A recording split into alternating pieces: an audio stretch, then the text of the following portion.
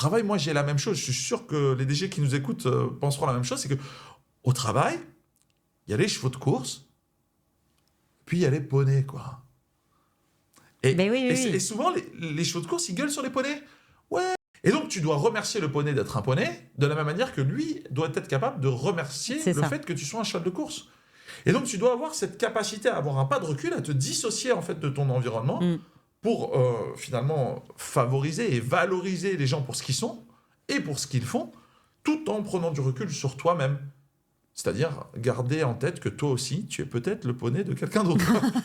C'est une À part quand certitude. tu t'appelles Léon Marchand. Je suis pas sûre que tu sois le poney de quelqu'un. Ah, il se Mais passe, il se le passe saura. des choses quand même.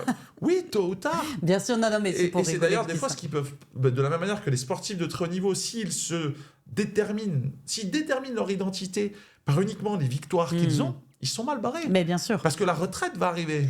Mais comme les dirigeants, la retraite va arriver. S'ils sont pas prêts à ça, s'ils n'ont pas le C'est cerveau une entraîné, catastrophe. l'identité, elle est totalement bousillée et J'en c'est parlais une d'ailleurs, ouais. catastrophe. J'en parlais ce week-end, mais bon, peu importe, à titre perso, rien à voir. Mais c'est vrai qu'il y a eu une génération où les hommes, plus que les femmes, étaient quelqu'un en fonction du métier qu'ils avaient. Et donc, quand la retraite arrivait, la cata.